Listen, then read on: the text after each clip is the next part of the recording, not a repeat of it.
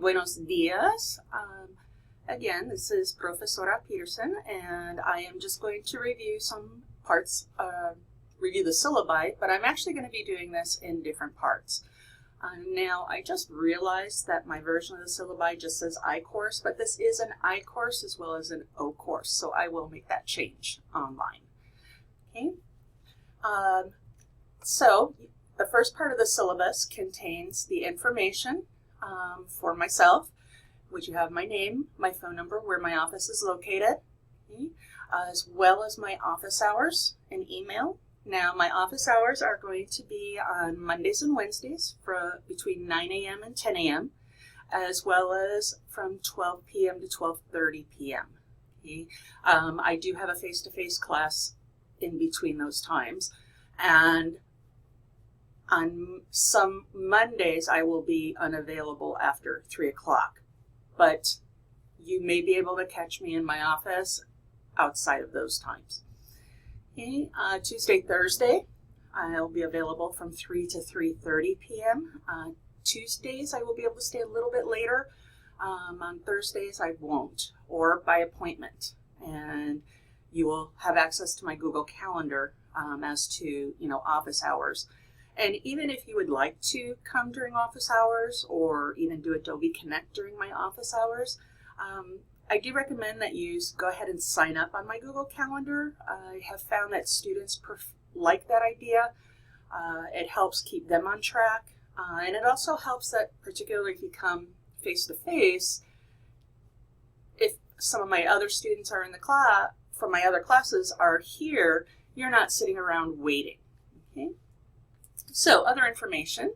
This course is offered by the College of Integrated Sciences and Arts, and so you can visit our website if you needed more information about our school, our college, as well as the email if you have any concerns or questions.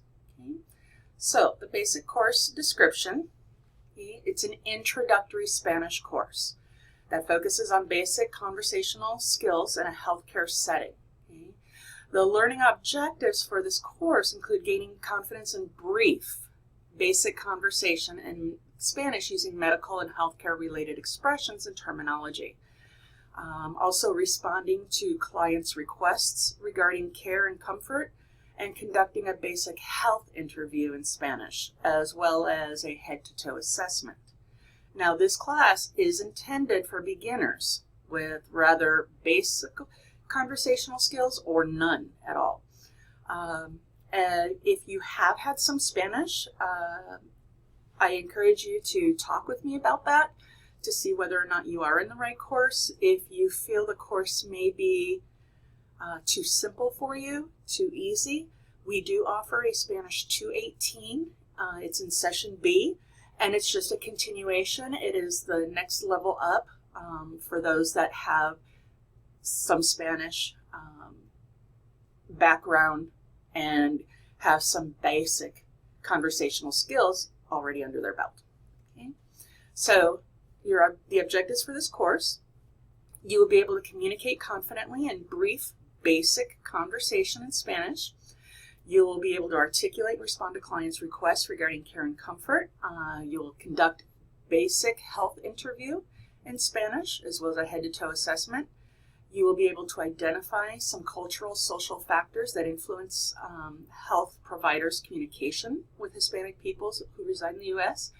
And you will explore several authentic resources in Spanish, music, TV, websites, etc., to glean new language or vocabulary insights and compare and contrast the Hispanic cultural nuances with similar cultural nuances in your own culture. Okay? Excuse me, I'm getting over a cold. Okay. Now, the course technology disclaimer. Okay. This is an online course, so you obviously have to have access to a computer. You must know how to use your computer, and hopefully you are already familiar with Blackboard, our course management learning system. Any computer-related issues should be addressed by the ASU technical support team. Okay, I cannot resolve personal computer issues. If you are experiencing computer problems, it's your responsibility to find another computer in order to complete your assignments on time. And if you are close to any ASU campus, there are computer labs on all campuses as well as at many local libraries. I will talk a little bit later if you have problems with the My Spanish Lab. Okay. So I've kind of talked a little bit about placement, but here again, if you're unsure, here's if you belong, you've never taken languages before, a Spanish language course before, or maybe you've only had 1 year or less at high school level. Maybe you took a 101 course but did not pass. Or you could also take this online placement exam that will better give you an idea of where you fit. If you are bilingual, if you speak Spanish at home or have lived abroad for 1 year or more, many come back from their missions in Spanish-speaking countries, you would belong in either Spanish 218 or 318. And so you want to, again, contact me as soon as possible. Okay? You need to allow me 24 hours to answer emails during the weekdays. That's Monday through Friday. Okay? If you're experiencing a personal emergency, please write urgent in the subject of your email. And I am not required to answer emails during the weekend on Saturdays and Sundays. And this is very important because a lot of your assignments, the good majority of your assignments will be due on Sundays. So you want to make sure that any questions have been written to me prior to that. Okay?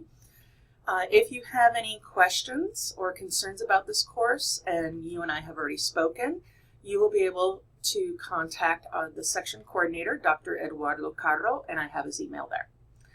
And if you have specific physical, psychiatric, or learning disabilities that require accommodations, please let me know early on.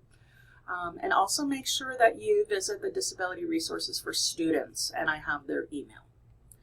Okay, and two final notes. We do not offer this course for honors credit. Okay, and we will be using a book called Salud. It's Introductory Spanish for Health Professionals. Okay, so hopefully you have already purchased that. It's from Pearson. And you have the option of actually purchasing the My Spanish Lab with a hard copy of the textbook, or just purchasing the My Spanish Lab, because My Spanish Lab will contain an electronic version of the text. Okay, so this is the first part of the syllabus. Please stay tuned for part 2, where I will talk about the grading criteria and assignments.